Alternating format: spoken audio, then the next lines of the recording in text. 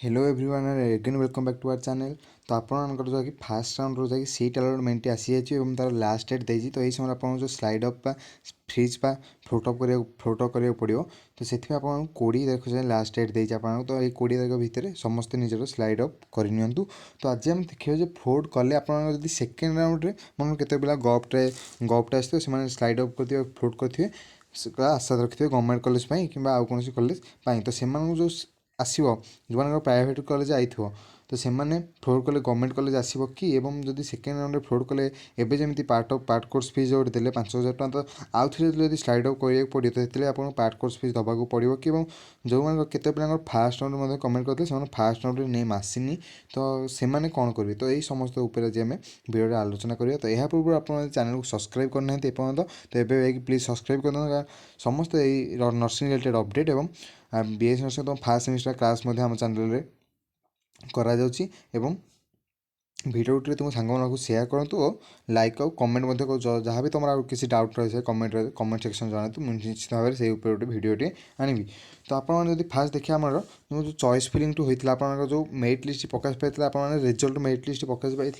तो कौन ना कौ मैंने एलिजिबल हो पारे चॉइस फिलिंग में जो मैंने 50% एभव मार्क रखिथे कौन ना एंट्रांस एग्जाम जो तुम 50% एभव मार्क रखिथे तो से केवल एलिजिबल हुई थे जहाँकि तुम कौन ना देखो जो मैंने एंट्रांस एग्जाम 50% मार्क रखी थे 50% एभव रखी से केवल चॉइस फिलिंग एलिजिबल हो पाए। तो से चॉइस फिलिंग करते तो ये आप 10,000 पिला बाहर कौन कि ना आप मेरिट लिस्ट जो आई से 10,000 पिला ना आइला। तो से अनुसार 10,000 पिला चॉइस फिलिंग आपंकर करेंगे 10,000 पाखापाखि चॉइस फिलिंग करेंगे।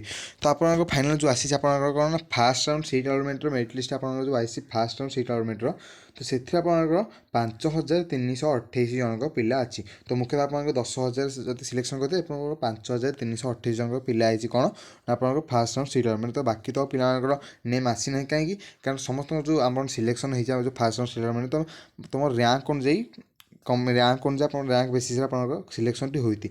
तो जदि भी आप जो मैंने पकईते जदि भी रैंक थी गवर्नमेंट कॉलेज केवल पकईते रैंक न से आसी न कि जदि भी आसनी तो आपन को तो से जो कॉलेज चॉइस करते रैंक जदि से अल्प कॉलेज चॉइस करते से नेम आसनी। तो से कौन करेंगे ना से वेट करेंगे से wait second round third round को वेट कराया पड़ो से हूँ कम। एवं तापर जदि आम देखा जो आप कौन रहा ना स्लाइड फ्लोट कले आप प्राइवेट कॉलेज आसो ना ना ये देखो जदि आप कौन ना ऊपर जो कॉलेज सीट भैकेंसी थी तो निश्चित भाव स्लाइड अप कले निश्चित भाव आप गवर्नमेंट सीट आसो। तो गवर्नमेंट सीट आसो बोली सेमती आपंकर गोटे ग्यारंटी नहीं आप जब प्राइवेट कॉलेज जाइए आउ जब गवर्नमेंट कॉलेज पकई सारा निश्चित भाव फ्लोट कले आप नेक्स्ट सेकेंड राउंड में आप पलि आसो जो गवर्नमेंट कॉलेज। तो सेमती किसी ना जदि भैकेंसी थाए आसीपे न आसीपे तो आपको सेकेंड राउंड से सेकेंड राउंड थर्ड राउंड को आपको भी वेट कराया पड़ो जहाँकि आप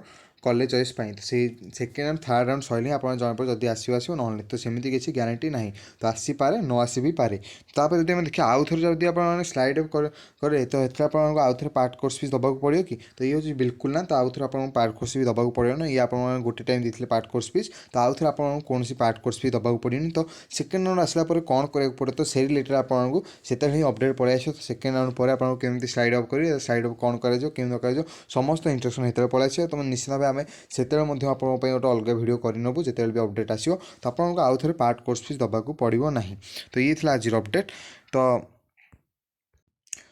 आपड़ी भिडियो भल लगे लाइक करूँ तो सांग सेयार करूँ। तो निश्चित भाव 20 तारीख पर निश्चित भाव में 2-3 दिन भर आप पलि आस कौन ना सेकेंड राउंड अलॉटमेंट।